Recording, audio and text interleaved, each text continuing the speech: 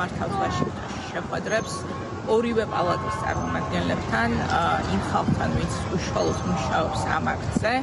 ჩვენი ამოცანა არის, რომ უზრუნველყოთ საქართველოსთვის კრიტიკულად მნიშვნელოვანი მხარდაჭერის მიცემა აი ამ გადამწყვეტ ისტორიულ მომენტში, როდესაც რუსეთი ცდილობს, რომ საბოლოოდ წაართვას ქართულ ხალხს დემოკრატიული მომავალი, საბოლოოდ დაიმორჩილოს ქართული სახელმწიფო და ფაქტიურად შეიძლება ითქვას გააუქმოს ჩვენი ქვეყნის სუვერენიტეტი. ამერიკელი ხალხი, ამერიკა ყოველთვის იდგა ჩვენი ქვეყნის გვერდზე, გასული 30 წლის მანძილზე და ჩვენს დღეს ძალიან დიდი იმედი გვაქვს, რომ სწორედ ამერიკის შეერთებული შტატების მხარდაჭერა იქნება გადამწყვეტი. ჩვენი გზავნილი არის ის, რომ მეგობარი აქტი დარჩება სწრაფად უნდა იქნას მიღებული ქართველი ხალხის და ჩვენი დემოკრატიული პროტესტის ხარდასაჭერად. მე შემიძლია ვთქვა, რომ ვაშინგტონში არის ძალიან ძლიერი ორპარტიული კონსენსუსი საქართველოს საკითხის ირგვლივ, მხარდაჭერა ჩვენდამი არის ძალიან მაღალი და ყველას კარგად აქვს გააზრებული, რომ ჩვენ უნდა ვიბრძოლოთ